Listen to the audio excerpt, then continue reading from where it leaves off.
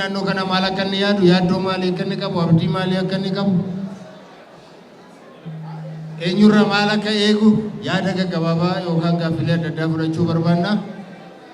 Kanaatiif namni yaada qabdan yaada muraasa eega fudhanneen booda karaa fagoo deemna har'a galgala Asoosaatti gallee buluu qabna. Sababii kanaaf gaggabaabsaatii yaada keessan nuuf kenna yookaan gaaffii keessan nuuf dhiyeessa. Jawaar Mohammad akkasumas dhaaba mirga uummata Oromootiif falmuudhaaf gatii guddaadhaaf dararaa guddaa kan kaffalan obbo Baqqalaa Garbaa akkasumas koree giddugalaa adda bilisummaa Oromoo keessaa magaalaan Dambidolloof Qellem Wallaggaan akkamitti jirti jedhanii nu gaafachuu dhufuu isaaniitiin anaa dhufuu baga nagaan dhuftan hin jedhaanii mee hundumti keessan anaa wajjin dursa gaaffii utuu hin ta'in galatan qaba. Har'allee yoo dogoggoraan miilli karaarraa ce'e namni tokko kaleessaaf eengadda gochi inni godheef seenaan inni raawwate har'a yoo daguutuu qabaate iyyuu galateeffamuu qaba.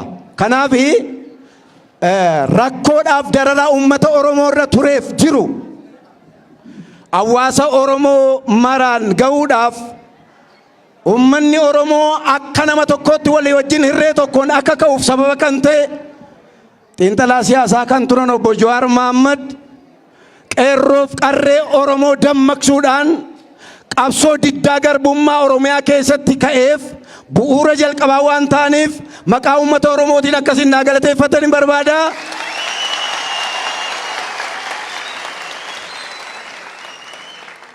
Kanatti aansuudhaan hojii guddaan adeemaa yoo dhufellee har'a naannoon keenya biyyi keenya gaaffii maalii qabaa? Wanti gaariin ta'e maa inni? Wanti hamaa ta'e maa inni ennaa inni?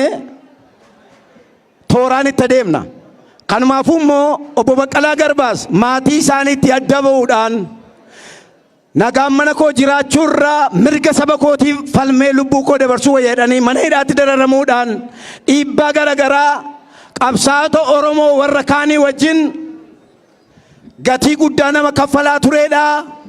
Maatiitti gargar ba'anii dhukkufatanii yaalamuu dhabanii rakkoo garaagaraa keessa turuun isaanii waan beekamuuf kanaafuu maqaa uummata Oromootiin akkasiin naa galateeffatan hin barbaada.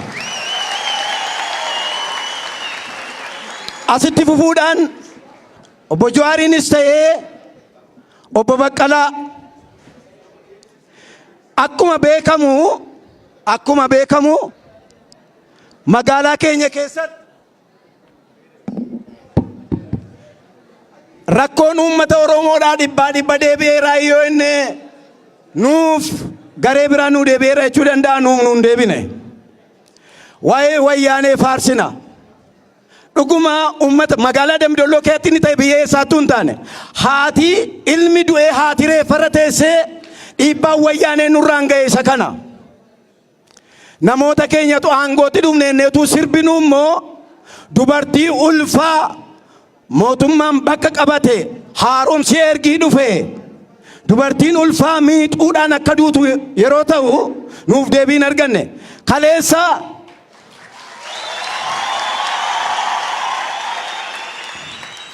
Kaleessas wayyaaneen yeroo nu miidhan wayyaaneen maqaa koon beekuu gola koon beekuu akka wayyaaneen uummata keenya fixuuf sababa kan ta'an dhaaba biyya bushuudhaa itti gaafatamuu qabu.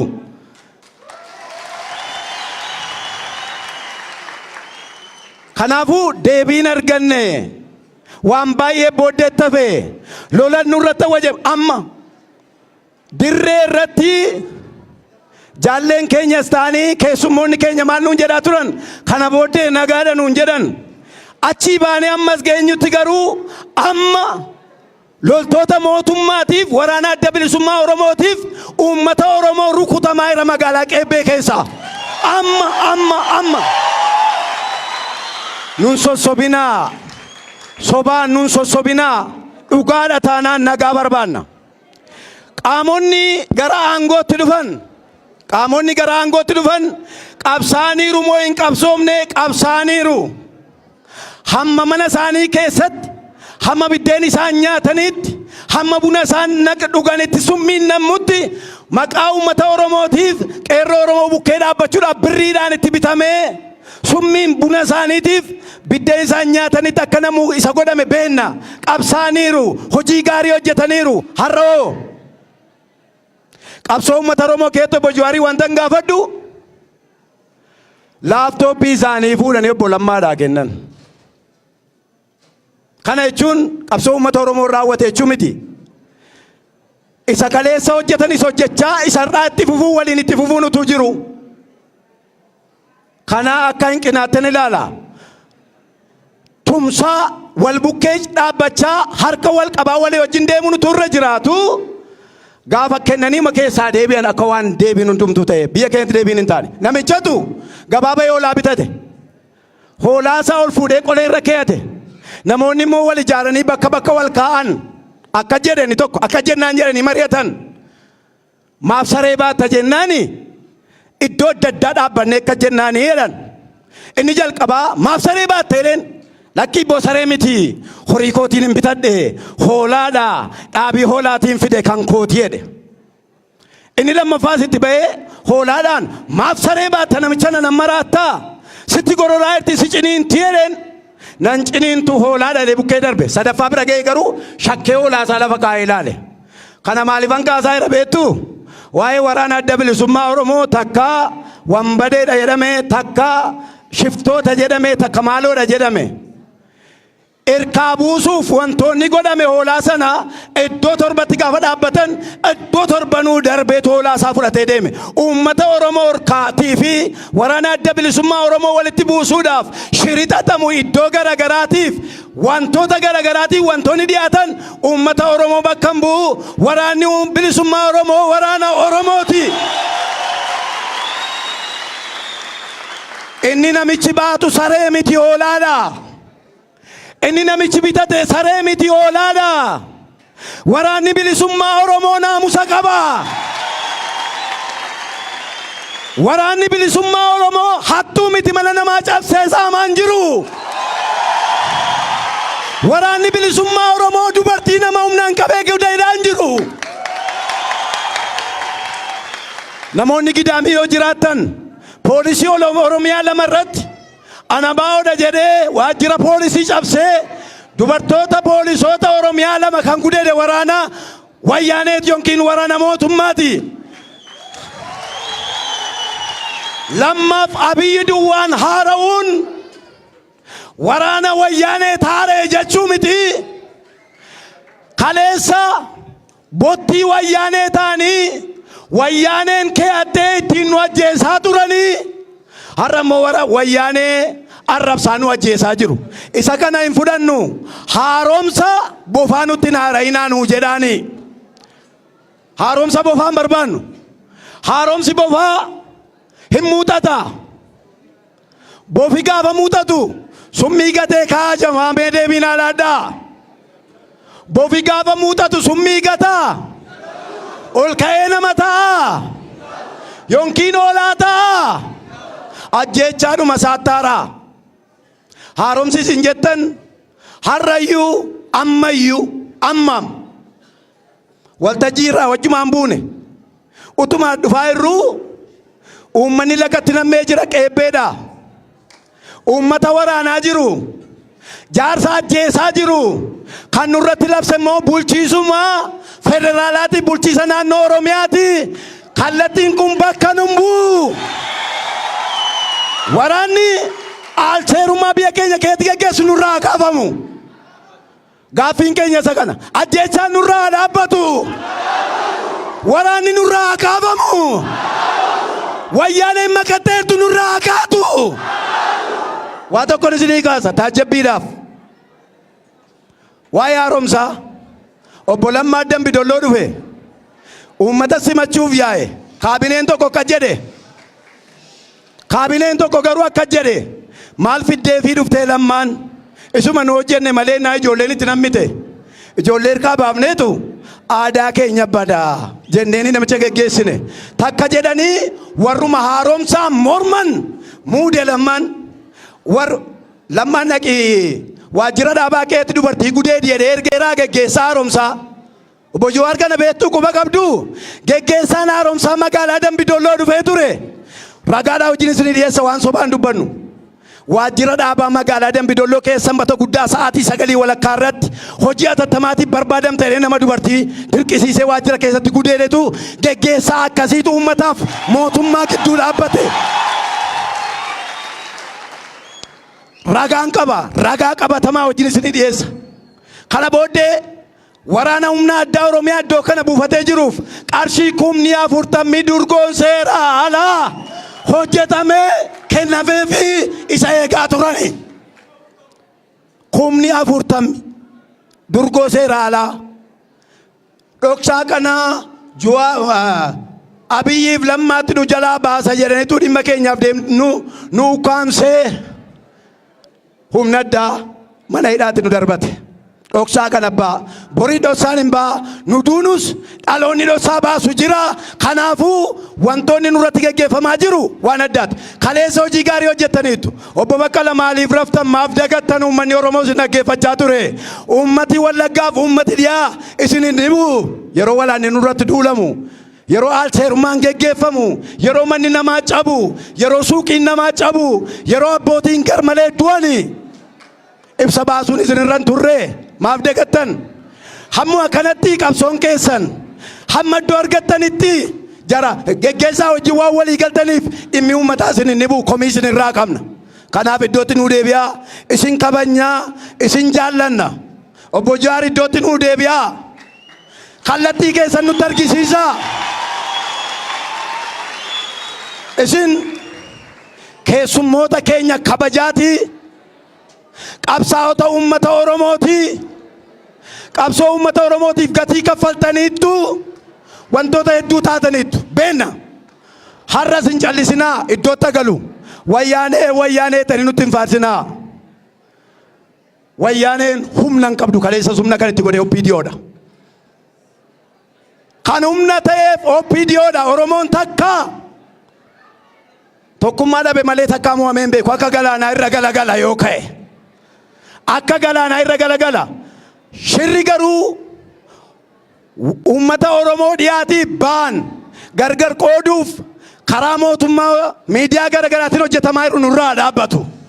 Qabsaa'onni yookiin waraanni adda bilisummaa Oromoo kan yaadu waa miti kan Oromiyaa guutuuti. Waraana naamusa qabuudha, waraana nama dhaga'uudha. Hundee mukaa nyaatee uummata isaa bilisa baasuuf kana deemuudha. Kanaafuu waa'ee hiikkachuuf hiikkachiisuu garagaraatti labsamaa ture hafeera waliigalleerra jedhameera. Kaleessa miidiyaadhaan waliigaluu har'a molola nurratti geggeessaa jiru. Kanaafuu waliigalteen isaanii soba ta'uusaa uummanni Oromoo kana beekuutu irra jiraata. Uummata waraana keenya bukkee dhaabbannu. Ejjennoon asirratti himna. Hin dhumna. Lafa kanarraa dhumna. Lafa duwwaa bulchanii malee waraana asiin waliigaltee uumaa asiin waraana geggeessuun soba. Soba. Siyaasi sobaatiin geggeeffamuun hafeera. Siyaasa sobaatiin geggeeffamuun sobamuun nugaa. OPDO'n wayyaaneen harkaaf garaa ta'anii isaan nurratti geggeessan nugaa. Nugaa. Dandeenya hin baanu. Dadhabneera.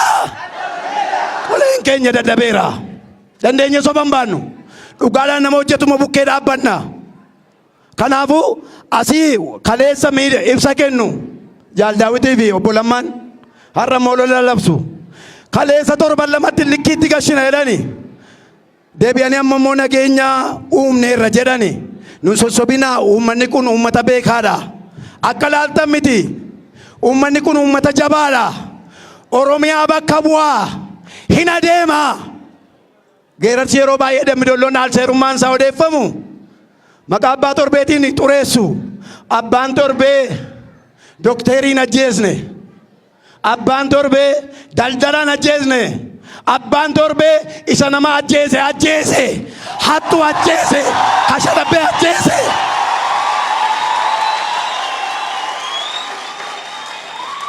Hin beennu.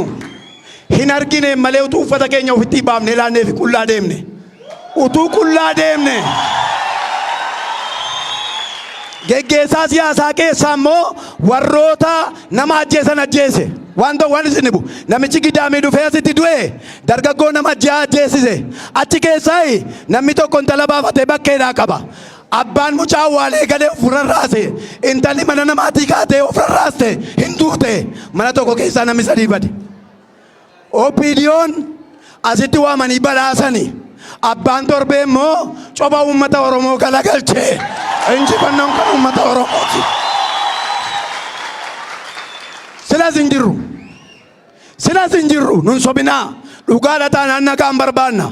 Nu sobuu dhuftanii waan urkaa buusuuf waraana Oromoo irratti waraana adda bilisummaa Oromoo irratti waa yaaltan taanaan hin milkooftani.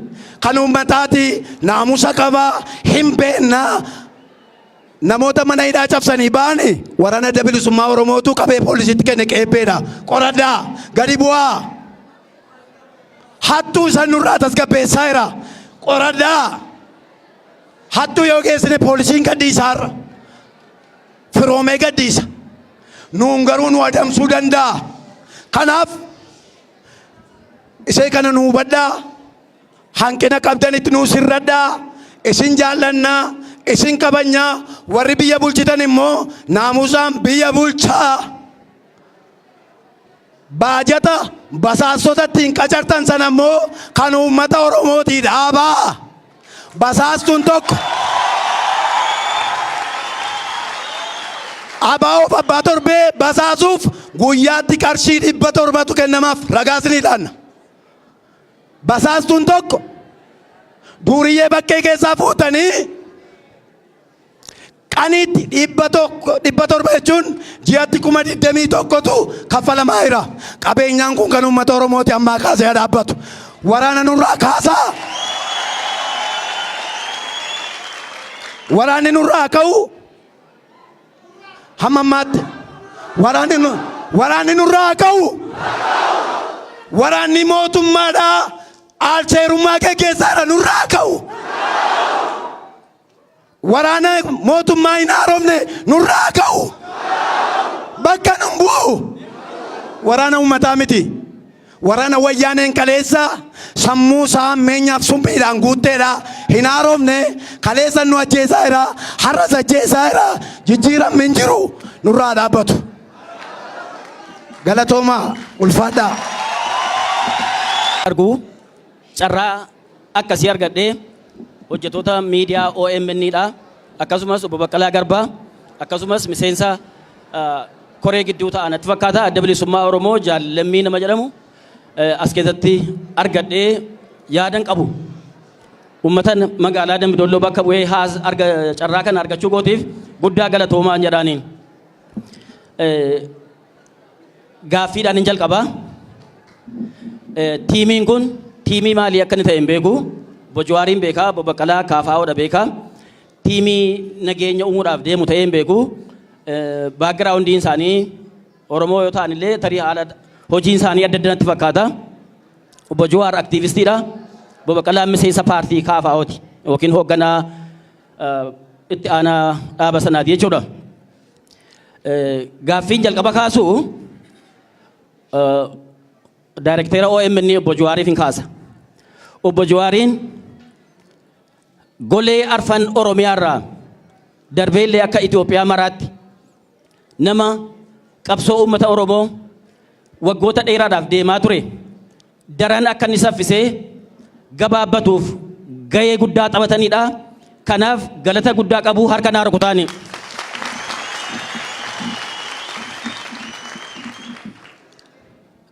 Akkasumas Obbo Baqqalaa Garbaa haala qabsoo karaa nagaa jedhamuun paartii hundeessanii hooggansa isaaniitiin qabsoo diddaa karaa nagaa isa Mahatmaa Gaandhii fa'aa biyya Hindiitti ittiin adeeman daran fooyyessuudhaan nama adeemaa turedha. Qabsoo kanas milkeessuudhaaf parsantii 85 oliin nama ittiin ga'edha. Galatoomaa jedhaanii.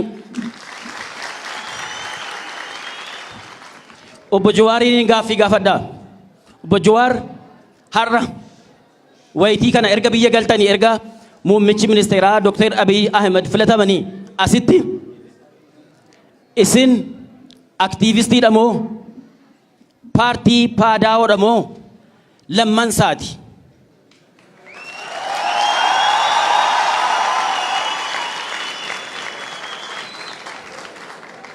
Miidiyaan OMN dha ijoollee daa'ima waggaa 2-3tu beeka. Baay'ee kabanya, baay'ee jaallanna. Har'a miidiyaan OMN dha. OBN tu hin taane TV Oromiyaa see durii ta'e maaliifi? Maaliifi? Maaliifi? Har'a OMN namni dhaggeeffatu nama muraasa natti fakkaata. Akka naannoo keenyaatti. Gaazexeessota Yuun Ingidaafaa as kunoo dhaabatu kanaadha. Namoota isaan afeeran aktiivistoota jedhanii namoonni isaan afeeran Oromoo urursuu jalqabanii dhiisii qobsii miilla lafaa qabattu jedhanii maaltu ta'e jennaan miilla lafa qabatti buqqa'uu qabdi malee maal jechuudha?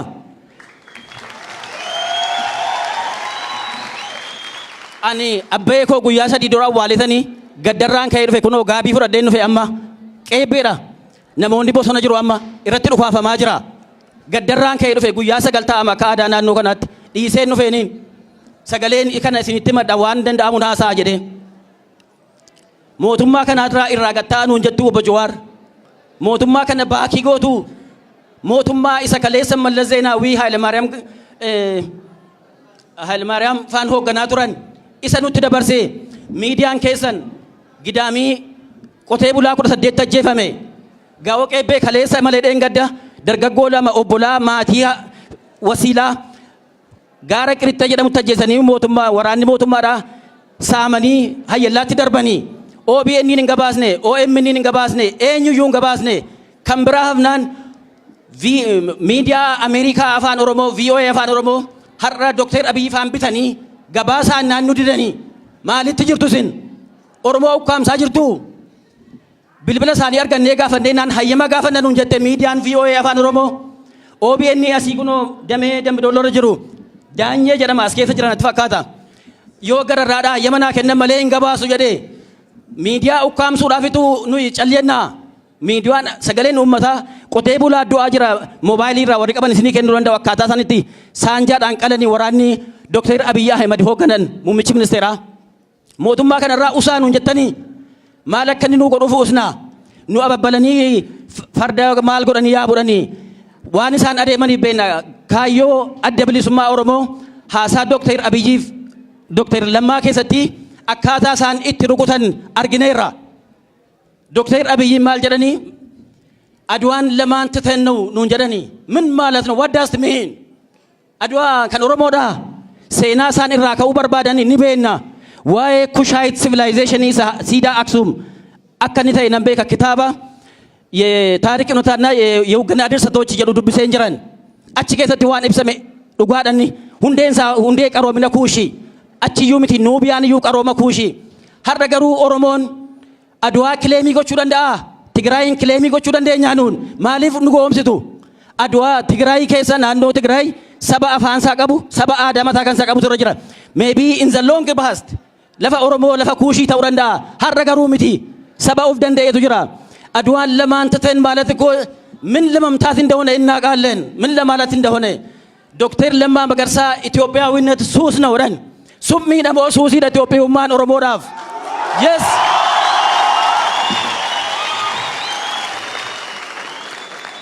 ani namootani lakki summi na jedhani na lakki suus na washish na wadani nani marataniiru jedhenan nama samuunsa sir Oromoo ta'e obbo Lammaa Magarsaadha. Seenaa impaayera kanaa ni beeka dhee mana amanan tarii immoo hin beekan yoo ta'e waan biraa ta'uu danda'a beeku dheen amana. Akkamiin suusii ta'uu danda'a? Is it diplomatic approach? Haasaa dippiloomaasii jedheen shakkee ture. Dhaloota ola deemaa dargaggoota goggorsuudhaaf jecha isaan fayyadamanidha. Summiidha malee suusii ta'uu hin danda'u. Yes. Keessatti salphanne keessatti maqaa dhuunfaatiif maqaa sabaa dhabne keessatti arrabsamne impaayera Itoophiyaa yeroo seen Oromoof gaarii taate tokkollee hin jiru. Tarii Oromoon Itoophiyaa bifa haaraatiin yoo seen ijaaramte hin morma jedhee namanuun hin mormu. Garuu akka amma seen jirtutti the approach is to maintain the old empire, the sick man of the horn. Isa warri Turkey da the sick man of Europe jedhani Ottoman Turkish Empire dan the sick man of the horn maalif suphuuf adeemta Jawaar Mohammed. La why? Maalifi? It should be dismantled. Yes. Diigamee bifa haaraatiin ijaaramuu qaban jedha empire Ethiopia diigamee bifa haaraatiin. If and if yoo ta'e mirga Oromoo kabajite Finfinnee Oromootti kennaa Dr. Abiy Ahmed maaliif Finfinnee Oromootti laanne maaliif Adwaanu gaafatu to divert the issue Oromoo asii gama ilaaliin jechuudha gama sana ilaalii kana dhiisiti magaalaa kana gaafa dhufanii daawwannaa godhanii barsiisaa miliyoon ol jirraa jedhama gaaffii gaafate waa'ee 45 waa'ee afaan Oromoo waan shishifii kana dhiisi ganaa gaanfa Afrikaa bulchinaa jedhanii akkamittiin ta'uu danda'a gaanfa Afrikaa Oromoon mana seeyyuun sirreeffanne. Let us first arrange our home. Mana keenya jalqabaa sirreeffannu sana booda biyya ollaatiif ta'uu dandeenya. Jalqabaa issue Oromoo haasa'uun nurra jira. It is jecha faranjii tokkoon isinii kaasa. Kana isaan kun wallaalanii jechuu qomitan yeroo kana kaasuu jarri asirra jiran kun hundillee ni beeku. Ben Johnson jedhama. It is such a high time when everybody stands under the eave of his house and sings what he pleases. Waiting kun yeroo namni hundumtuu dafii mana isaa barandaa mana isaa jala dhaabatee waan isatti fakkaate sirba yoo ta'e faarfannaa yoo fakkaate faarfatuu yookaan sirbuudha. Mana namaa jala waa'ee Horn of Africa waa'ee maalii it is very stretching baay'ee waan fagoo waan hiixataa Oromoo dogoggorsuudhaa fi siistama fayyadamamaa jirudha siistamni kun. Maaliif jennaan chaartara AU yookiin the former OAU 1964 magaalaa Kaayirootti murteeffamee ni beeknaaniin maal jedhanii murteessanii we maintain respect the colonial boundary jedhan Oromoon Keeniyaa keessa jira moo hin jiru Moyaalee Keeniyaatii hanga Naayiroobitti naannoo kiiloomeetirii 500 Oromoo duwwaa jira Oromoo Booranaa ofitti dabaluu dandeenyaare we can't.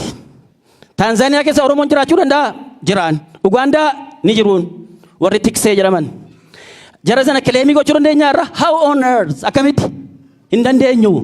Wantoota jirantu nu daangeessachuudha. Gaanfa Afrikaa bulchinaa maaloodha. This is an illusion. Wantoota abjuu natti fakkaataanadha.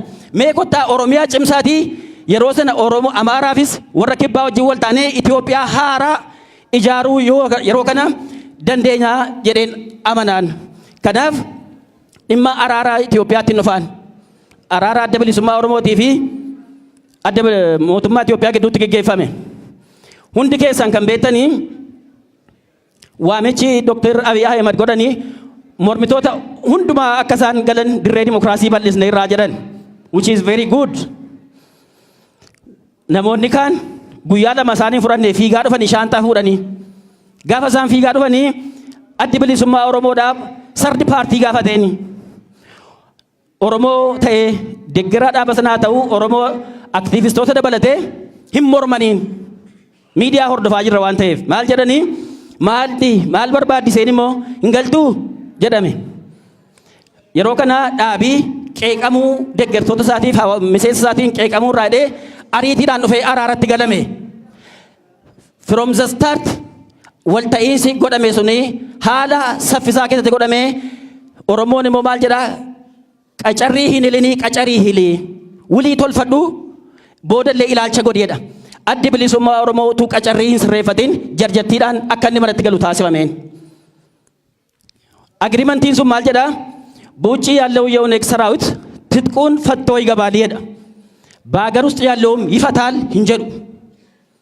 hinjedhu inni kun immoo raawwateera nama 1,300 hiikkatee galee jarri kun inni hiikkatoodha hiikkatanii galaniiru. Har'a adda bilisummaa Oromoo hiikkachiisuudhaaf ulaan dhagaan gala hin galin jiru. Dhagaa meeqa galaa jira. Oromoo meeqatu Oromoo warri misguided ta'an maaliif hin hiikkatanii karaa nagaa wayyaa bara samuudhaan hojjetanii nuun jedhan bara 1983 yookiin 91 bara addi bilisummaa Oromoo chaartarii keessa jiru Oromoon samuudhaan hojjetaa ture deemaa ture hin didame. Gaafa dhugaan keenya jallate nu bira gore gaafa sana waggaa 27 teenye har'a Jawaar faanuu kaasee har'a qeerroo kaaseetu mirga kana arganneen. Kanaaf samuudhaan hojjenna yerootti samuun hojjetanidha. Qawweeni faashinii booddeettafaadha nuun jedhanii nummoo qawweedhaan buqqaa jirra. Kamashiin nu ari'aa jirti. Sumaaleen nu buqqisaa jirti. Geediyoon nu buqqisaa jira. Affaar achii nu ari'aa jira.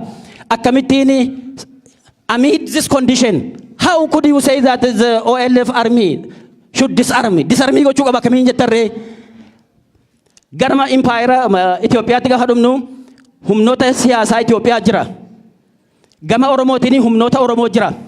Isaan iyyuu tokkummaa uumanii nama paartii lama sadiitti gadi hin deebineen. Achi empire warri empire leellisanii geographic federalism isa jedhamu nurratti hundeessuudhaaf halkanii guyyaa hojjetaa jiru. Dokumentii dargiin hojjete baasanii nurratti lallabaa jiru miidiyaa isaati jedhamuun. Oromoon asii du'aa jira, ajjeefamaa jira, miidiyaan dubbatuuf hin dhabame. VON illee hin didde kan biraa dhiisaati. Kana maaliif calleettanii ilaaltan Obbo Baqqalaa? Kana maaliif calleettanii ilaaltu Obbo Jawaar? Yihuun Engida akka gaazexaanyaatti maaliif dhugaan baastu? Nama tokko lama illee qabduu Qellem Wallaggaa keessaa. Maaliif nu jalaa callistan? Kanaaf isinitti dheeressu galatoomaa fayyaa. Tokko labsiin shororkeessummaa erga ka'ee tureera jechuudha.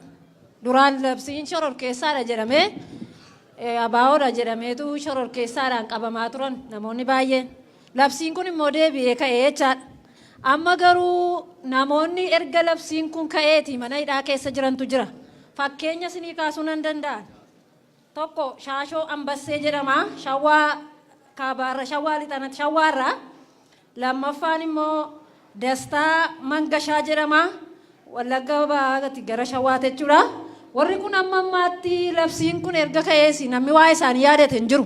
Qilinxoo keessa jiru. Warreen akkana fakkaatan jechuudha mana hidhaa kana keessa jiru. Kaan isaanii biraa ka'anii ba'aniiru. Warri kun garuu amma ammaatti namni waa isaanii dubbate hin jiru. Maqaan isaanii hin ka'u. Akka isla dubbataa turanitti immoo namoonni baay'een mana hidhaa keessaa ba'anii akka dhumaniittidha kan haasa'ame. Garuu amma ammaatti waa'ee warra kanaan haasofne. Tokko inni kuni lammaffaa silaa karaa nagaa jedhamaa ture. Karaan nagaan kun maal akka ta'e naan galle. Ammuma erga istaadiyoomii turree gara qeebbeetti nagaan hin jiru. Waraanni achitti dhukaasa banaa jira. Uummati baay'ee jeeqamaa jira.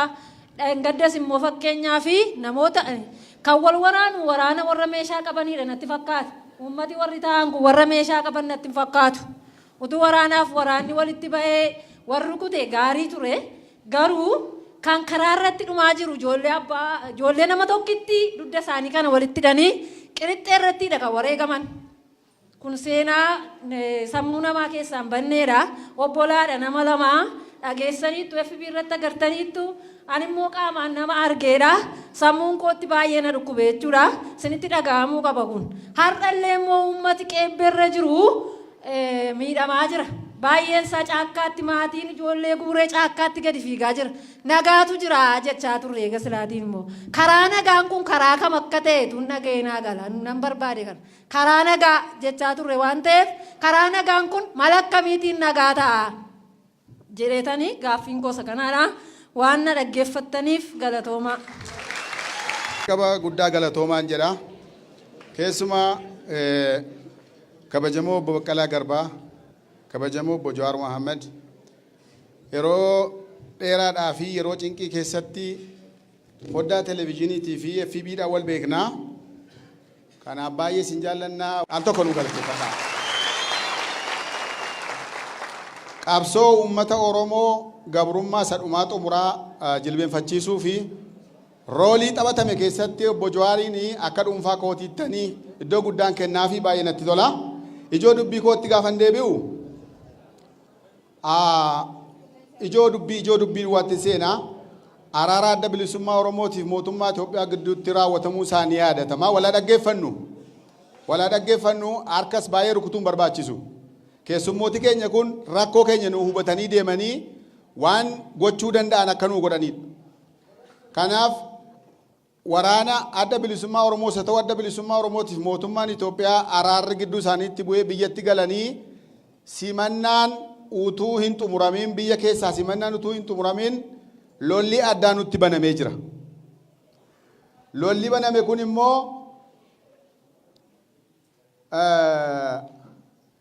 meeshaadhaa fi ololaan banamee jira. Gama kamiin nutti banamee jira? Gama mootummaatiin. Maaliif banamee wal gaafanna? yoo olaantummaa seeraa kabachiisuu ta'e, yoo nama lubbuu balleesse seeratti dhiyeessuu ta'e, yoo hattuudhaaf saamtota seeratti dhiyeessuu ta'e, yoo biyya eeguu ta'e, waraana adda bilisummaa Oromootu eegaa jira ragaan uummata kana.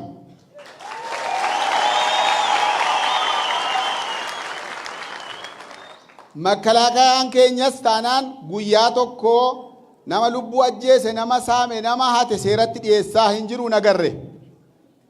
Faallaa ta'e dubbiin fuggisoo ta'e, akka inni itti fuggisoo ta'e, waan oduu siyaasa mitii, waan dhugaa, waan qabatamaa dubbanna. Yeroo dhiyootti karaa Qellem, karaa Gidaamii, karaa Begii sababaa tokko malee makkalaakayaan uummata keenya irratti lolaban.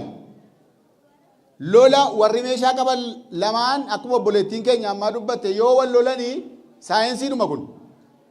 Garuu uummata nagaa, daa'ima, dubartoota, jaarsolii, sheekolii, qeerroo nagaa ta'an irratti natsaa armijjaa sabaraa qayi shibbirii jedhamu tokko. Natsaa armijjaa yookiin immoo akkuma argite dhaanii ajjeesuu jira. Maal balleessine? Nama meeshaa qabateef nama meeshaa qabate yoo wal lole waan haaraan ta'u. Namuma tokko waamanii qawweetti naquun maaliif? Harka dudduubatti cabsanii ajjeesanii karaa duratti gatuun maaliif? Makalaakaa saraawitiin kun warra nu keessaa bahee leenjii eega ta'e akka gochuun isaanii maal nutti agarsiisa?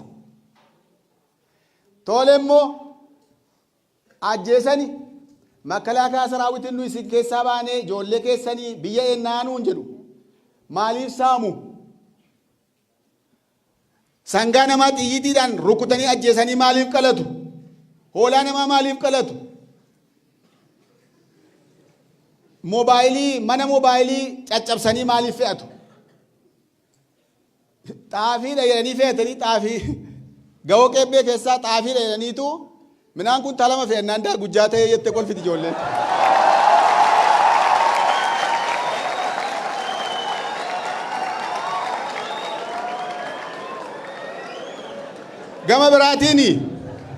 Gama biraatiini walaa dhaggeeffannu waan dhugaadha kun ilaa amma haasaa mi'eessuuf jedhee mitiyan waan dhugaadha warri qeebbee as jiru amma sa'aatii kana warri qeebbee lagatti gadi baqataa jiru meeshaa dhukaa jira waan isaan moombeen hooggantooti keenya warri godina Wallagga Bahaa Wallagga Lixaa godina Qellem Wallaggaasi hamma tokko rakkootu jira.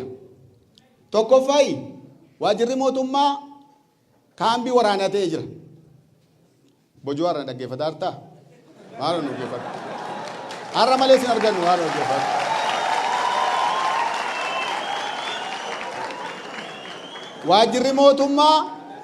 Waajirri mootummaa kaambii waraanaa ta'aa jira.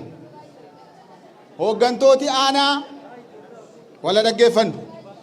Hooggantoonni aanaa waajjira kana baniiti gadhiisii kenni jedhamanii dirqisiifamaaru meeshaadhaan. Waajjira keessaa hojjetaan baqatee manatti galee taa'aa jira. Fakkeenyaaf aanaa Daallee Wabaraa fudhachuu dandeessa. Wala dhaggeeffannu maaloo. Addi bilisummaa Oromoo araaraan gale. Araaraan eega galee deebi'ee immoo akka labsiitti isa ta'u akka qajeelfamaatti addi bilisummaa Oromoo yookiin waraanni bilisummaa Oromoo yakka raawwateera irraa jalqabee mootummaa kana keessaa baheera jedhamee utuu dubbatame waa tokko. Yeroo ammaa duulatu nurratti gaggeeffa alaabaa ciraa jiru. Alaabaa mallattoo adda bilisummaa Oromoo waajjira keessaa ciraa jiru, magaalaa keessaa ciraa jiru, nama doorsisu, nama rukutu, nama dhiitu, ijoolleen amma maqaa isaanii dhaaman warri ajjeefamanii harka dudduubatti cabsamanii ajjeefamanii maqaan isaanii dhaameera. Maqaa isaanii yoo barbaadan isinii laannaa. Maqaa isaanii akka itti bira darbu hin jiru.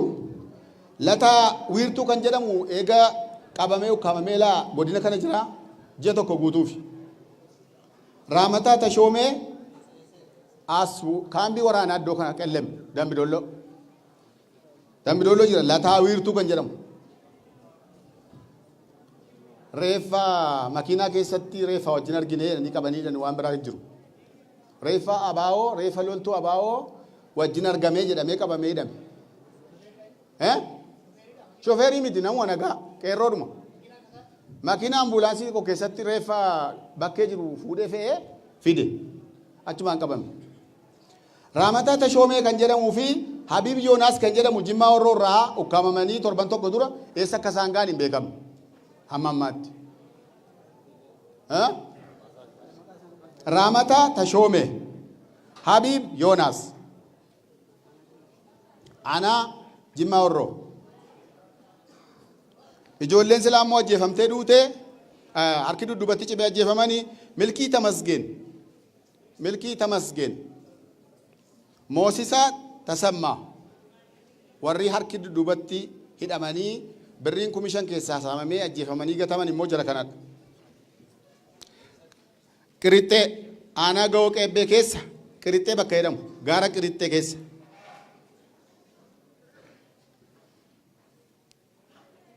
Saamichi bal'aanis kan geggeeffame magaalaa Qeebbee keessaa jechuudha. Kanaafi addi bilisummaa Oromoo mootummaa keessaa baheera yookiin chaartarii amma waliigaltee ammaa keessaa baheera utuu hin jedhamin alaabaa cicciruu uummata aarsanii finiinsanii ijoollee finiinsanii dubbiitti naquudhaafitu waraanni nutti bobba'ee jira.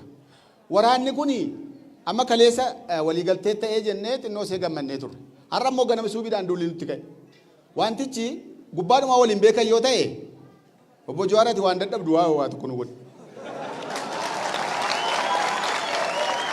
Waraanni kuni ila waa tokko nu badhu waa tokko nu badhaa.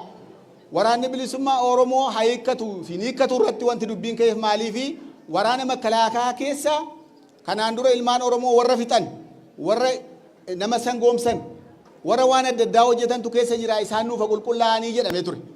Isa kana micciiramee wanti biraa haasa'ame. Amma immoo muummichi ministeeraan ajaju yoo ta'e isin beekwanii asiin waliigalteetta asiin immoo duula gaggeeffamaa jira. Kanaaf ijoolleen mana barumsaa dhaabdeetti. Manni barumsaa barachamaa jira jechuudha. Dachaatti bakka taaree kun waan tokko nuuf ta'u.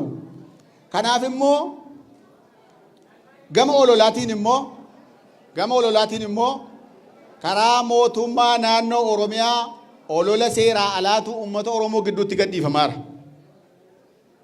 Fakkeenya jaarsolii araaraatu yeroo kana jaarsolii araaraa tokko dhufanii asii waan hunda milkaa'ee fi nus as turree hamma bosonaatti deemanii waraana saasofsiisanii deebi'anii ol deebi'an. Itti gaafatamaan kominikeeshinii Oromiyaa obbo Yeera Muusaa obbo Adimaasuu Daamxoo isaan jedhamanii jaarsoliin hin reebamanii hin saamamanii jedhanii ibsa kennan. Jaarsoliin sun immoo gaafa dhiyaatan nu hin saamamnesi hin reebamnesi nagaadhaan waan baaneef iyyuu daran gammannee gallee jechuu isaanii dhageenya. Asirratti waan tokko jira. Asirratti waa tokko obbo Jawaariif obbo Baqqalaa waa tokko nu qabadhaa. Namni qaama mootummaa keessaa hojjetu mootummaa bakka bu'ee dubbata. Akka jechuun waan sobaa ta'uun isaa eega mirkanaa'ee mootummaa sobe jenna moo obbo Adimaasuu sobe jenna. Yoo mootummaa sobe jenne mootummaan kun akka mootummaatti yookiin harka keessaan qabu ta'a. Obbo Adimaasuu sobe yoo ta'e immoo obbo Adimaasuu dhiifama gaafachuu qaba. Amma uummata Oromoo dhiifama gaafatu taanaan mootummaatti hirkata dubbiin kun. Obbo Adimaasuun bahee uummataan akka miidiyaan akka jedhetti dhiifama gaafachuu qaba. Dhiifama gaafatu taanaan waan adda addaa tasa deema booddee dubbiin kun mootummaatti hirkata. Inni kan biraan itti gaafatamtoota waajjira mootummaa Oromiyaa keessa jiran mootummaa Oromiyaa keessa warri jiran waan hin barbaachifne sadarkaa isaaniitti tun ta'e sadarkaa keenyatti iyyuu waan hin barbaachifne haasa'u. Fakkeenya fudhattee shaneedhaaf jimaa yeroo fudhatti malee hin baddii jedhan. Ilaa oduu haasa'an jiru waan isaaniif biirratti gadhiisan. Shanee abaawoodha maqaa moggaasanii shaneedha. Jimaan immoo caatiidha uummata Oromooti galii guddaa mootummaa Oromiyaatiis mootummaa Itoophiyaatiis akkuma addunyaatti galchaa jira. Shaneedhaaf jimaan yeroo fudhata malee hin baddii jedha. Nama akkasiitu hoogganaa keenya ta'e iddoo sana taa'a. Laa.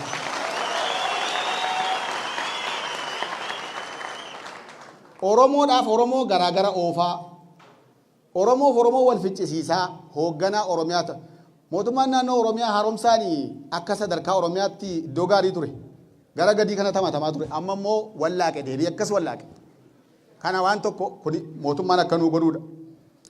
Kan biraani nan gabaabsaa. Furmaata isaa. Furmaata akka gootti. Furmaatan qopheesse. Tokkoffaani.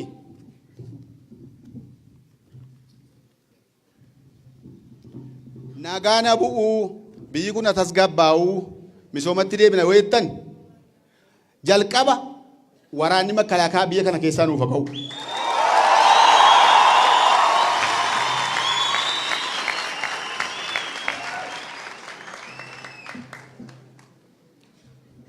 Inni lammaffaan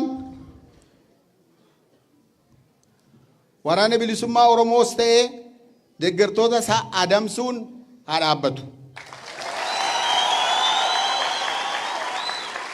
Gama mootummaatiin waan uummata walitti buusu waan akka soba geggeessuu miidiyaa irratti baanii waan hin taane of eeggannoo tokko malee gadhiisuun nurraa haa dhaabbatu.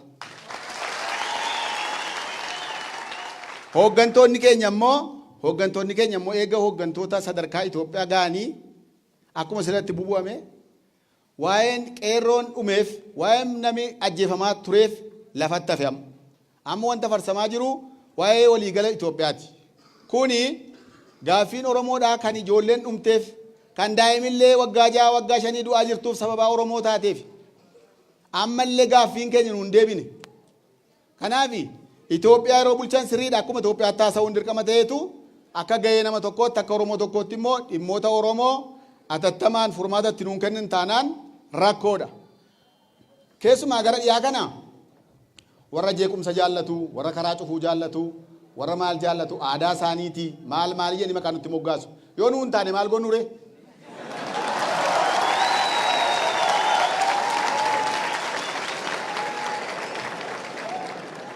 Inni kan biraan dhumaayi.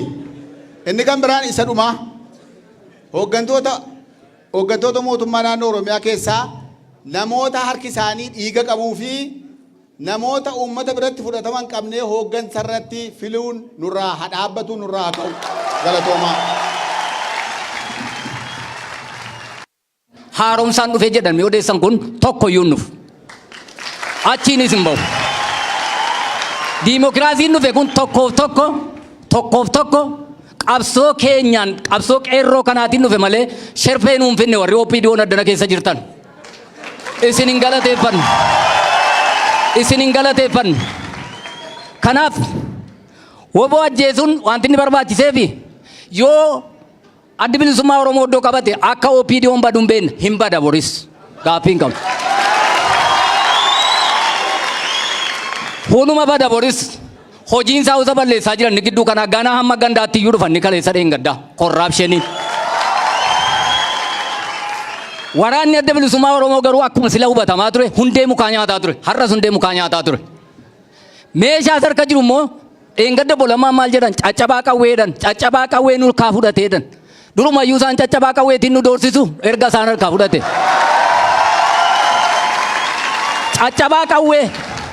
Caccabaa qawweetiin nu doorsisu nu harkaa fuudhe erga jedhani caccabaa qawweetiin nu doorsaa jiru isaan duriyyuu.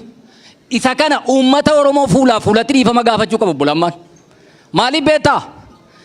Dhaaba Oromoo tokko hamma kana uummata biratti uummati biraanis hin dhagaa waan ta'eef seenaa isaa keessatti caccabaadhaan lola jedhanii qaanessuudhaaf obbo Lammaan dhiifama gaafachuu qabu kana naa qabi.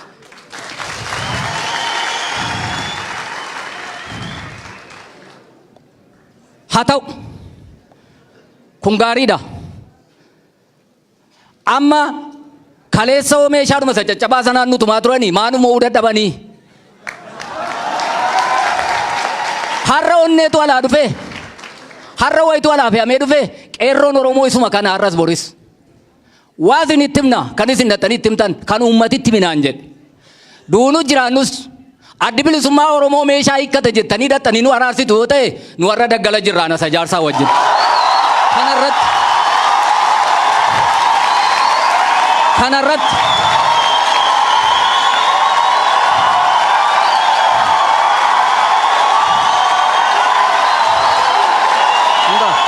enggak.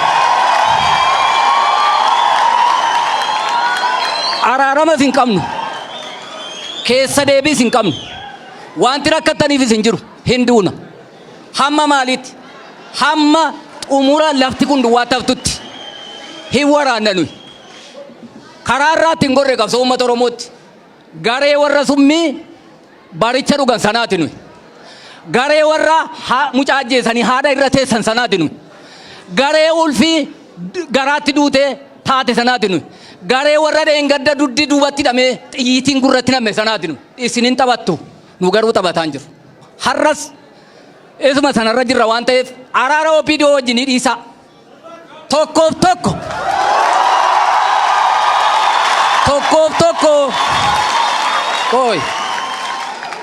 tokko qawwee isaa hidhatee haa taa'u akka barbaaddetti jettu yoo ta'e asoosaas hin naqinaa hin ta'anni kun maaltu asoosaattis hin jiru maaltu wallagga keessas hin naanneessa waa'ee qawwee hiikkachuu adda bilisummaa waraana adda bilisummaa Oromoo miti kan murteessu nutu murteessa utuu jaalle marroonnanii hiikkadha jedhee iyyuu amma gudiisa goona utuu jaarsi gubbaadhaan hiikkadha jedhee iyyuu har'a gudiisa goona kana jechuun maal jechuudha arseerummaa hin mormina nuyi biyya keenya yookiin ganda keenya keessatti biyyi bilisummaa diimokiraasii dhugaa argatte yoo jiraate nu bira sabaaf sablammiin sirriitti kan inni waaqeffatu nu bira sabaaf sablammiin inni iddoon itti nagadatu iddoo addi bilisummaa Oromoo jiruudha dangaan kan hin cabin uummati walqixummaa kan inni jiraatu dhaxxanii ilaaluu dandeessu nu bira maal barbaaduudhaaf deebinee sin gabbarra maaltu dhufa maal nuuf iddu kanaaf yoo dhuguma mootummaa ta'eera ta'e haati manaa nurraa fudhatamaa jirti manni keenya cabee raawwatee naaf xammanaa bu'aa jira suuqiin cabaa jira mootummaan kun dhuguma mootummaa ta'eera yoo ta'e amma atattamaan koree tokko dhaabee kana nu qulqulleessuu qaba namoota har'a du'an kanaaf namoota har'a garafaman jiraniif humni ga'u tokko humni giddu galeessi tokko isin warra miidiyaa kun egaa gidduu si anaa badaa waan adaraa isinitti hin kennan Jawaar dhiiftaniitti waan ta'eef hin araaramtan waan ta'eef badaa maal isin mitiin kaameraatu nu waraabu warra Oromoo deeggartu kana kaameraa motu nu waraabu sagaleen keenyas badaa miti waan ta'eef kanaaf nu dhageessisaa adaraa keessan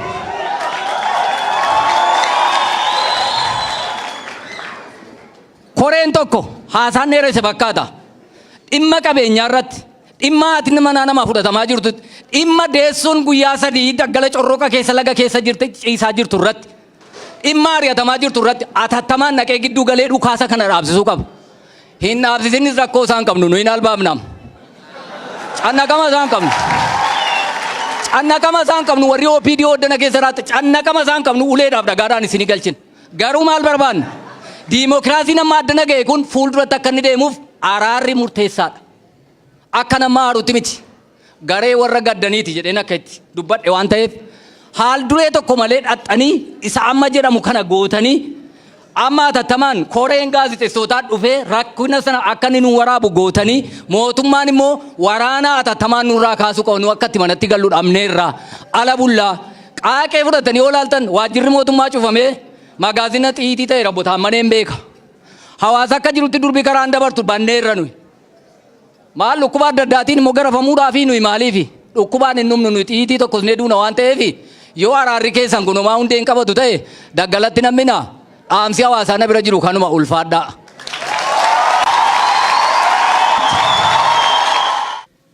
Waa'ee maqaballeessi yookiin immoo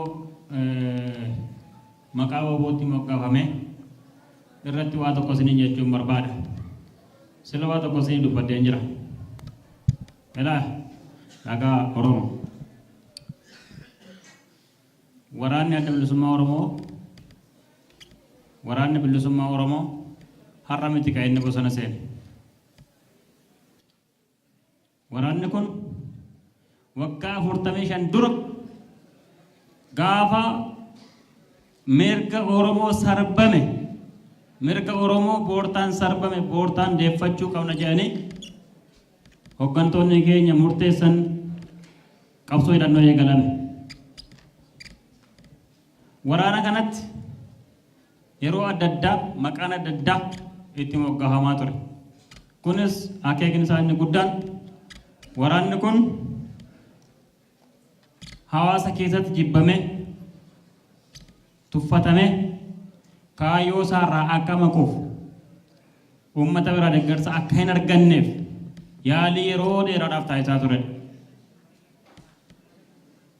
Dhiheenya kanas wanni waraana keenya gara lixaa jirutti, waraana keenya gara kibbaa jirutti, waraana keenya gara bahaa jirutti moggahamaa jiru kun adeemsuma sanarraa barnoota dhabuudhaa jennee amanna jechuudha.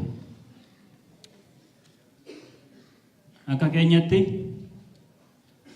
akka adda bilisummaa Oromoo beekutti, akka uummanni Oromoo beekutti waraanni isin beektan ka Irreessoo Caalaa hoogganaa ture, ka Laggasaa Waggee hoogganaa ture, ka har'a immoo Jaalmarroon hoogganaa jiru shiftaa osoo hin taane waraana bilisummaa Oromoof hiriire, waraana bilisummaa Oromoof manaa bahe, waraana ba'aa Oromoo irratti fe'ame irraa kaasuuf ka'e, waraana salphina Oromoo irratti fe'ame irraa kaasuuf ka'e, waraana ulfina Oromootti deebisuuf bobba'e, waraana ofii biyyoo nyaatee ofii lafee dhiigni isaa dhangala'ee lafeen isaa burkutaa'ee Oromiyaa ijaaruuf Oromoo boqoo ol qabachiisee dhaabuuf bobba'edha.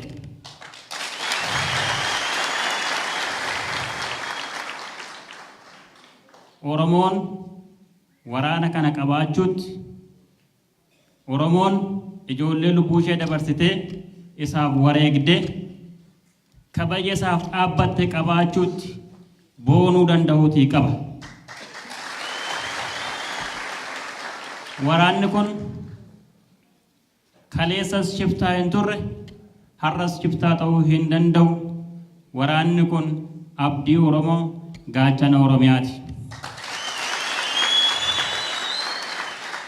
Wanni guddaan itti deemnu waraana abdii Oromoo, gaachana Oromiyaa ta'e kana humna Oromoo irra caalaa gochuu, irra caalaa Oromoo hangomsuun akkaataan itti danda'amu, akkaataan itti waardiyyaa Oromiyaa fi abdii Oromoo ta'ee itti fufu gochuu irratti osoo qaqqabe hojjennu olola adda addaa itti baasuudhaan, maqaa itti moggaasuudhaan yakka hin taane irratti hojjechuun yakka dhaabbachuu danda'uutii qaba.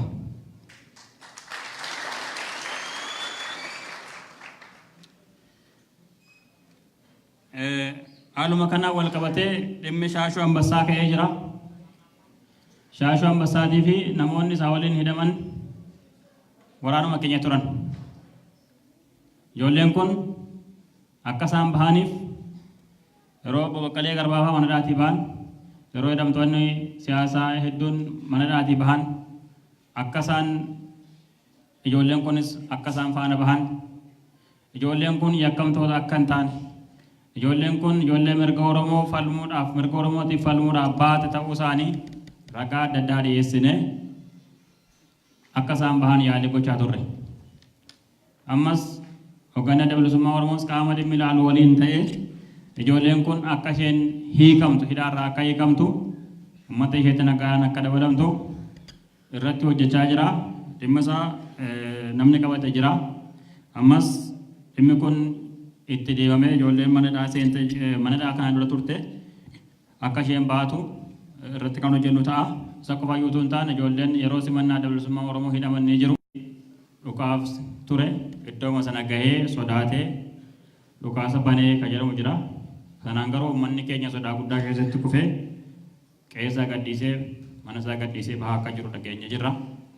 Dhimma kanas asuma akkuma baaneen hordofnee akka inni furmaata argatu kan goonu ta'a jechuudha. Ani gama kiyyaan kanan qabaa galatoomaan isin jedha. Ufiif miira keessan laaluu waan barbaanneef achitti osoo amma waan isin jettan kana anjee takka Baqqalaan jee warra siyaasaa ofii geggeeffatu fakkaanna. Dantaa siyaasaa ofii deemsifatan nuun jedhan ni beeytaniimi. Kuni wanni an waadaa isinii galu kuni kan Naqamtee irraa hanga ammaasiitti waraabamee dabra. Bakka xiqqoo waan saba biraa uumama sesseentu yoon ta'in akka jirutti dabra uummanni Oromiyaa waan isin jettan haa dhaga'uuf nurratti ololama jettanii miti isin akka ofirraa deeffattaniif jechuudha. Gaafiin tokko kan reefu ka'e tokko kan jedhu isin tiima maali kan jedhu anumaaf baqqalaadha. Dhugaa paartiin sallee isin ergine namni ergen jiru. Kalees uummata keenyaan kana godha kanattu isin baasa jechaa turre yeroo dhimmi kun ka'u yeroo ololli adda addaa godinoota kanarratti godhamu nu callifnee taa'uu hin barbaanne. Callifnee taa'uu hin barbaanne. Kanaaf yeroo baay'ee namoota adda addaa isin aan deemne jechaa turre haalli mijoofne waliin bilbinnee boru deemne jedhee murteessinee feesbuuk irra baafnee kaanee dhufne.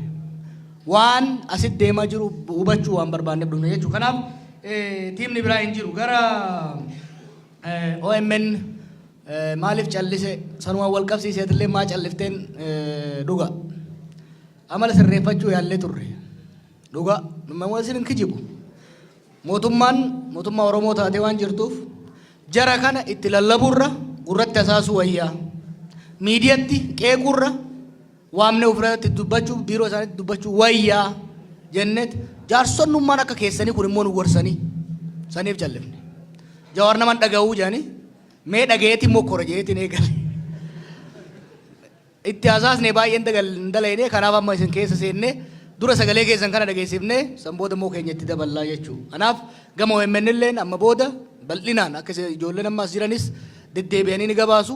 As Dambidollootti illee tokko ni bannaa yeroo torban muraasa keessatti Naqamte irratti illee tokko ni bannaa godinoota Wallaggaa lamaan kanatu kabar godhaa jechuudha. Kan gama wal waraansa naannoo amma qeebbeetti godhamaa jiru amma isinirraa dhaga'e waan ta'uu hin qabne. Ani akka fedhii kiyyaa isin himu haa toltu haa baddu har'a mootummaa Oromootu jira. Haa filachuu baannu malee mootummaa isin dhiibdanii qeerroon manguddoon dhiibee ol baasetu jira. Ce'umsa kana gaggeessuuf nulleen akkasin laalla ormillee akkuma sanitti laala. Laafin asiin waa agarru malee ormi waan isaan dubbatillee akka waan nutti hasaasnutti kan fudhataa jiru jechuudha. Waraanni bilisummaa Oromoos waraana Oromooti ka bakka biraatii dhufee miti. Obboleeyyan keenya qabsaa'ota keenya. Ani mootummaan Oromoo kunis waraana Oromoo akka dha'u hin barbaadu. Waraanni Oromoollee mootummaa Oromoo akka dha'u hin barbaadu. Waliin wal ta'anii diina akka ofirraa dhayan hin barbaada. Xaariin keenyas wanni nu yaalaa jirrus kun akka hin taaneef kun akka hin godhamneef kanarratti dubbachaan ture yeroo adda addaatti yeroon Ameerikaa jirurra obbo Daawudiifis bilbilee obbo Lammaafis bilbilee Abiyyis yeroo Minisoota dhufanillee wajjin teenye dura waggaa wal agarre nagaa waliin gaafanne dhugaa rabbi nagaa waliin gaafanne dhimma kana eerpoortii fuudhee osoon hoteela hin gahin walii galle ana Abiy Lammaa fi Warqina taane Sambooda obbo Daawuditti bilbilee waliin haasofne dhaqanii dubbii san fixanii yeroo gabaabaatti fixanii kan dhufan rakkoon ani argaa jiru maal seetan Oromoo rakkoon ani argaa jiru kan jaratti illee himu walii galu tokko walii galtee san miseensota ofiititti caasaa ofiititti sirriitti himuu dhabu jira ummatatti illee himuu dhabu jira ammallee doongora kaleessan akka irra hin deebine dhiibbaa godhuu qabna kaleessa walii gallee jedhanii jiran isaan achitti walii galaa gaa'oo qeebbeetti namni wal dha'uun sirri miti akkuma walii galaniin Abiyyitu ajaja makalaakaa kana akkasii akkasii miti ajaja dabarsuu qaba nama tokko hin dhayina jechuu danda'uudha qaba waraana bilisummaa Oromoo sangaan beekutti Daawud Ibsaatu ajaja obboleeyyan lamaan kuni wal taane jecha obboleeyyan biraa immoo gadiitti wal dha'uun sirri miti kana tokko lammaffaa makalaakaa nu keessaa haa ba'u kayyattan najjootti guyyaa sadii dura namni ajjeefamee ture yeroo nu dhayne karaan cufaa magaalaan cufaa dhimma kana agarree hawaasni akkuma keessanitti gaafii kana kaase gaafiin kun kaanaan hoggasuma qondaalota waraanaatitti bilbilee makalaakayaan har'a najjoo keessaa ka'etti kan beeynu jechuudha. Asittis yoo kataa tu'aati makalaakayaan magaalaa keessaa waan godhu hin qabu waajjira mootummaa keessaa waan godhu hin qabu makalaakayaan waraanni jechuudha hoomaan waraanaa biyyuma kamittuu Ameerikattis ganda keessa hin galu kaampii ufii kaayatee kaampii siviilillee hin seenne ka isaanillee keessaa hin baane yoo ba'an immoo ka qawwee qabatanii hin baane yoo magaalaa laaluu barbaadan ka qawwee qabatanii hin baane kanaan kaa'amuu qaba garuu dhugaa walitti haa himnu waraana kana jijjiiruuf hedduu yaalaa jiran ajajni isaa dur 63 keessaa 59 moo akkana saba tokko ture san jijjiiruuf yaalaa jiran jijjiirraan garuu kan namaa qofa osoo hin ta'in ka amalallee dhufuu qaba waraanni makalaakayaan nama ajjeese seeraa dhiyaachuu qaba bakka kamittuu seeraa dhiyaachuu qaba jechuudha kanaaf wanni isin jettan dhugatti anna saalfachiisa. Yeroo muummichi ministeera Oromoo ta'etti waraanni Itoophiyaa akka gaafa Haile Sillaaseetti akka gaafa Dargitti akka gaafa Mallasaaf Hayre Maalamitti nama ajjeesuun nama guba. Nama guba jechuudha. Dhaabbachuu qaba. Hamma dandeenyetti irra qabsoofna. Ba'ullee qaba uummata keessaa kaampii isaa deebi'uu qaba. Waan tokko isin gorfadhamu waan. Makalaakaa kana keessallee warri jiran, siyaasaa keessallee warri jiran, Oromiyaan akka jeeqamtu warri barbaadu jiran. Maaliif? Makalaakayaan biyya kana, makalaakaa daangaa eeguu osoo hin ta'in, jeneraaloon isaanii kontiroobaandii naggaddi. Hattuudha hedduun isii. Kontiroobaandii waan naggadaniif asirraa keessattuu lixa daangaatirraa mooyyeleerraa har'a mooyyelee namni keenya wal fixaa jira. Somaaleerraa ba'uun barbaadan. Naannoon sun hoggansa siyaasaa jala akka turu barbaadan. Bulchaan kun akka naannoo kana bulchuun barbaadan sinitti hima. Isaan haalli nageenyaa borcamee sababa haala nageenyaatiin isin saamu barbaadan. Kontiroobaandii dabarsuudha barbaadan. Kanaaf deebiin keenya maal ta'uu qaba? San dhoowwachuu qabna. Poolisii wajjin wal taatanii, bulchiinsa wajjin wal taatanii haalli nageenyaa akka mirkanaa'u gochuu gama keessanii akka magaalatti. Warra qawween wal dura dhaabachuu sun hogganni siyaasaa irratti hojjechuu danda'uudha qaba. Kana sirritti irratti yaaduudha. Geggeessaan dubartii gudeede kan jettan suni immediately qabamee seeraaf dhiyaachuu qaba. Namni akka hojjete geggeessas ta'e ka waan fedhe hojjetu namni akka hojjete seeraaf dhiyaachuu qaba. Nama san maqaa yoo nu dabarsitan taate irratti qabsoofne abbaa alangaa wajjin mana murtii wajjin wal taanee akka seeratti dhiyaatu gochuu itti deemna.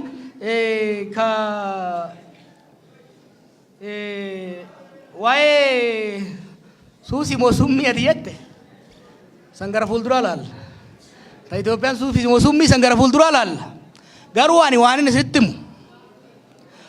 isinitti himu Oromummaa teenyan Oromiyaa irratti ani daraddaramu wanni fedhe haa dhufu malee. Oromummaa teenyaaf Oromiyaa teenya irratti qabsoon arganne malee kan hin arganne haguuggiin biraa dhufuu hin danda'u.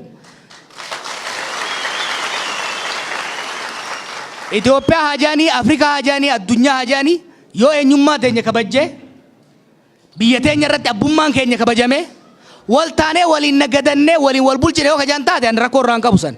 Garuu san jarri itti yaadanii ergaa jabaan fakkaata ka gara shaashoo kakaafte buleettiin xiyya baga kaafte. Amma isa gaafachaa ture akka inni hidhaa baheettiin quba qaba. Goota nama Oromoof qabsaa'e nama hattuu miti nama shiftaa miti qabsaa'aa Oromooti waraana bilisummaa Oromooti. Achi qofa miti obboleessi kiyya amma aggaarotti kaasee jira. Aggaarotti mormiin godhamnaan nama 400 mana hidhaa jira. Awwadaayitti shira abdiilee fi jeneraalonni wayyaanee godhaniin nama 46tu mana hidhaa jira achi keessatti dayaa jiran. Biyya kanatti hidhamaan siyaasaa hundi bahee jira. Hidhama Oromootitu hafe. Abbaan alangaa federaalaa waan gaarii hojjechaa jira hattoota hidhuudhaan. Hattoota baay'eetu jira. Hattoota san hidhuu isaa jajjabeessaa qabsaa'ota immoo mana hidhaatii baasuu qaba. Mana hidhaatii baasee mana hidhaa san bal'isee hattoota itti haa guutu. Kana kan nu baasu. Kanaaf qabsaa'aan Oromoo Shaashamannee nama baay'eetu hidhaa jira. Aggaaroo akkuma reefu jedhutti Dirree Dhawaa nama baay'ee jira. Finfinnee keessa nama baay'ee jira. Kan dheengaddallee shira xaxxoonni nutti hin deemanii ufumaa nu jeeqansa illee baa'uu qaban hidhamtoonni keenya qaban hedduu irratti qabsoofna. Dhumarratti waa'ee ololaa kan isin kaaftanii gubbarraa kaasee amma gadiitti kan irratti haasaa jiru. Bakka bu'aan mootummaa keessa jiru tokko ejjannoo dhuunfaa wanni jedhamu hin jiru. Gaafa namni tokko farramee mindaa mootummaa fudhachuu eegale eenyummaan isaa mootummaa ta'a jechuudha. Bakka bu'aa mootummaati. Ejjannoon isaallee akka mootummaatti fudhatama. Kanaaf qondaalli mootummaa keessa jiru mindaa nu kafalluun jiraata gibira nu isin kafaltaniin bakka biraatii isaa dhufaan jiru. Nurraa nyaachaa nu nyaachuu hin ayyamnuuf. Kanaaf kaadireen dhaaba kamiitu kaadireen mootummaa maallaqa ummataa nyaachaa ummata addaan qoodu ummata jidduutti waan nagaa hin buufne ololu ba'uu qaba. Kuni dhaaba kana miidhaa jira dhugaan hin jaa. Mootummaa lammaafaa kan miidhaa jiru kaadiree of hin barree isaan ofitti fidan ka jibba murnaatiif waan adda addaa qaban. An dhuunfaadhaan obbo Lammaafaatti dhaaba isaaniitti eegan himuu eegalee waggaa dabree jira. Amma garuu sababa sadarkaa tolereetiin gochuu hin dandeenye jira jechuudha. Kuni garuu dhaabbilee siyaasaa biraatiif illee ta'a. Abaa ofillee kaafaa ofillee. Dhaaba jaalattan deeggara nama jaaraaf gurmeessaaf dhaaba tokko bakka buutanii dhaaba biraa hin xiqqeessina waan Oromoo amantiidhaan naannoodhaan jaarmaa siyaasaatiin qoodu keessa hin seenina. Maaliif miseensa kaafaa yoo ta'e miseensa abaa yoo kan ta'u taate wanni anja'u san Dambidolloo keessatti gurbaa abaa santu je gurbaa kaafaa santu je malee Jawaar hin jedhamu. Kanaaf wanni dubbannuuf wanni goonu waan dhaaba keenya kabachiisuu fi guddisuu ta'uudha. Wanni dhaaba keenya kabachiisuu guddisu immoo waan Oromoo kabachiisuu guddisu waan tokkummaa Oromoo cimsu akka ta'e hedduu irra deebi'ee ibsuun barbaada. Yeroo dheeraa osoo fudhannee mareen silaa gaarii wanni nu jennu wanni waadaa isiniif seennu gaafiin wanni takka jala isinii muru gaafiin kun gaafii Dambidollootii miti. Gaafii Oromoo hundaati wanni isin kaasaa jirtan. Gaafii Oromiyaa hundaati. Baaletti waan naan jedhan tokko isin timeetiin isinii fixa. Manguddoon bakka qondaalli mootummaa jirutti. Nuyi jedhan abaa'oodha kana abaa'oo kaan waan jedhamu beeynu jedhan. Nu kabeeynu jedhan alaabaa tana beeyna. Alaabaa tana qabattee yoo dhufte sareelleen kabajaa qabaachuu qabdi jedhan nama dhiisi. Waggaa 50 ol maqaa dhaaba kanaatiin ajjeefamaa waan turreef amma dhaabbachuu qaban gaafii uummata Oromoo hundaati. Kanan shakkina. Waraanni Oromoodhaaf jecha bahee kabajaadhaan kabajaa isaan maluun ittisa biyyatti haa jijjiiramuun gaafii uummata Oromoo hundaati. Kanaaf gaafii kana isinis uummata kaaniin hin geessina nulleen deddeebinee mari'annaa akkuma reefu jeetti yoo wal quba qabaanne yoo wal dhaggeeffanne yoo naamusa qabaanne yoo tarsiimoodhaan masa qabne rakkoon nuti hin furre hin jiru. Kan ammoo qabatamaan hin dandeessan osoo nuun jaan dandeenyee muka itti cirree agarsiifnee jirra. Ammas tokkummaa teenya cimsinee wal dhaggeeffannee tarsiimoo bareedaadha yoo kadeemu taate rakkoolee amma uumaman kana hunda furree biyya nagayaa biyya misoomaa uumuu ni dandeenyaan jaa nagayaan naa bulaa isinin jaaladha. Mootummaa irratti qabdan aarii qaama biraa irratti qabdan hundumaa nurratti baatanii akkuma isinis garaa keessaa baafattan aarii qabdan mufannaa qabdan miira qabdan akkasiin baafattan barbaanne. Maaliif kana gootan isiniin jechuu hin dandeenyu. Maaliif keessa keessan waan baay'ee miidhama baay'eetu ture sababii ta'eef. Walumaan miidhamaa turre garuu inni tokko xinnoo obsa inni tokko immoo obsuu dadhaba. Yookaanis immoo arras dhaga'ee boris dhaga'ee iftaanis dhaga'eetu itti baraa deema suutuma jedhee. Kanaaf yaada keessan akka kana ifa taatanii bilisoo taatanii utuu waa tokko hin sodaatin dhiyeessuu keessanii fi baay'ee isin galatoomfanna kan nuyi barbaannes kanumadha. Kan nuyi qabsaa turreefis kanumadha. Uummanni sabni waan yaade waan garaa isaatti yaade ifatti akka inni dubbachuu kan danda'u bilisummaadhaan akka inni dubbachuu danda'u jechuudha. Akkuma sila kaasne nuyi kaleessa hamma humna keenya isinii wajjiniin qabsaa turreerra. Har'a immoo iddoo kana jirra. Naannoo kana keessatti biyya kana keessatti waan deemamaa jiru moo hin beekna. Kana keessatti immoo qoodi keenya maal ta'uu qaba. Yoo callisne seenaan bor maal nuun jedha. Maal jennee jennaan maal ta'e jenna jenneetti iddoo kanatti kan argamne. Seenaan maal nuun jedha. Gaaf tokko. Dura bu'aa jechuun xiinxalaa jechuun yookaanis immoo qabsaa jechuun kallattii kan agarsiisudha. Kanaatiif waan dhugaa waan dubbachuun nurra jiru jijjiira. Kan eenyullee isinitti himuu hin dandeenye. Kan nuyi isinitti himuu nurra jiru jechuudha. Yoo jaallannes yoo jibbinnes kan dhaga'uun nurra jiru. Jira jechuudha. Biyya kana keessatti jijjiiramni amma jira. Kana fudhachuu qabna.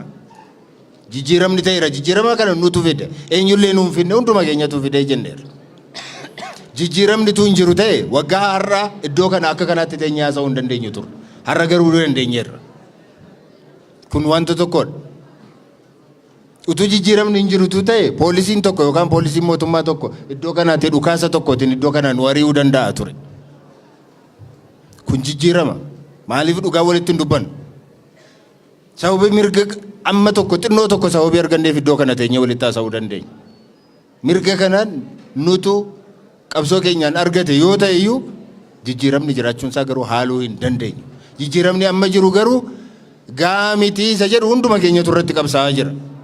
Isa qabnu kana akka kanatti teenyee mari'annee gara fuulduraatti maaltu nu baasa maaltu nu hin baasu jennee mari'annee gara fuulduraatti deemuu haala nu dhowwu keessa akka hin seenne barbaanna deebifne. sirna abbaa irrummaa keessa akka hin seenne barbaadna deebine. Mirga xinnoo ishee amma arganne kan akka inni nu harkaa bahu akka inni nu harkaa hin baane barbaadna. Kanarratti walii galuu qabna jechuudha. Kanaaf immoo nus qooda keenyaan wanta taphachuun nurra jirutu jira. Haaromsi dhuguma lafa hin geenye garuu immoo nuyi haaromsi yoo hafeyyuu waggaa lamaan kana ofii keenyaa qophoofnee mootummaa ofii keenyaa dhaabbachuun nurraatii eegama. Kanaan dura qabsoo keessa turre jijjiirama kana fiduudhaaf qabsoo keessa turre qabsoon kun garuu kan inni ija godhatee guutummaatti kan inni gara firiitti kan inni jijjiiramu gaafa nuyi mootummaa keenyaan bulleedha. Kun immoo gaafa nuyi sagalee keenyaan nama filanneen gaafa nuyi buluu dandeenyudha. Kana gochuudhaaf immoo filannoon fuula keenya dura jira, isatti deemaa jira. Maaliif obsa dhabnaadha kan nuyi jennu. Kanatti obsaan haa deemnu. Dimookiraasii jechuun kanadha. Biyya kana gara dimookiraatessuutti haa geessinu. Jibba keessaa haa baanuudha kan nuti jennu. Angara kootiin kana jedhu. Jibba keessaa haa baanu. Kaleessa abalutu akka na godhe, har'as abalutu akka na godhaa jedhu isa jedhu kana. Wal danda'uudhaan wal bira dabarree waan qabanne amma qabanne walii abboomamne walii dhageenye seera eegne sirna eegne mootummaa mataa keenyaa ijaarrachuutti haa ceenuudha. Dhaaba baay'ee jaallatan qabdu miti ammasin. Qabdu miti. Maaliif sagalee keenyaan xiqqoo eeggannee maaliif sagalee keenyaan hin mirkaneessinu? Ani dhuguma isinitti dubbadha fuula keessan dura dhaabbadhe akkasin mirga sagalee keessaniin abbaa feetan filatanii ittiin bultan hin barbaada malee namni tokko yoo sagalee na dhoowwate kana keessaa isinitti hin gaddu'an. Dhugaan isinitti dubbadha. Namni tokko yoo sagalee nu dhoowwate hin gaddinu. Kan nuyi qabsoofneef sagalee ofii keenyaan kennineen nama filatameen buluudha. Kanaaf immoo jeeqamsa utuu hin kaasin, walituu hin reebin, walituu hin lolin, misooma utuu hin gufachiisin, barnoota keenya utuu nu duraatti hin fashalin gara biyya kana dimookiraatessuutti deemnee mootummaa mataa keenya haa ijaarrannu gara kana nu wayyaadha kanan jedhuwan. Walajjeesuu nu wayyu, waliidhuu nu wayyu, waan kaleessaa abaluutu kana na godhe jennee wal abaaraa deemuun nu wayyu kan jedhuudha. Kana yoo isinii ta'e hin fudhattu. Yoo isinii ta'uu baate immoo an qoodi koo dubbachuu duwwaadha hin dhiiftu. Nama dirqisiisuu hin barbaadu hin danda'us. Garuu obboleewwan koo dhuguma akkasin miidhamarra hin buuneef dargaggoonni kun egereen keessan akka hin banneef akka garmalee hin miidhamneef walii keenyaanis akka walitti buunee waliin miineef ormis kana gidduu galee sababa kanaatiin akka nu miineef utuu wal dhageenye xinnoo obsinee gara fuulduraatti filannootti deemne mootummaa dhaaba mataa keenyaan filanneen utuu bulleetiin nuuf gaariidha. Waa'ee namaa, waa'ee dhaaba biraas, waa'ee mootummaas, waa'ee eenyuus isa nu miidhees hadhaa'ina haa dhiifnu. An akka hangafa keessanitti ijoollee dargaggoon kun kan waan isinitti himuu barbaada. Miira keessaatii baa. Siyaasni addunyaa akkamittiin deemaa jira. Biyyoonni addunyaa akkamittiin dimookiraasii ijaarratan isa jedhu ilaalaa, dhagaa, walirraa dhagaa, kitaabarraa dubbisaa. Hangafoota keessanirraatii dhagaa, barsiisota keessanirraa dhagaa. Warra umuriidhaan isin caalurraatii dhaggeeffadhaa. Waan dandeessaniif waan hin dandeenye immoo sirriitti adda baafadhaatii beekaa. Atiraa keessan dargaggoonni kun. Jaarsoliin, abbootiin amantaa, abbootiin gadaa, warri maanguddoonni, namoonni guguddoon, beektoon dargaggoota kana gorsaa.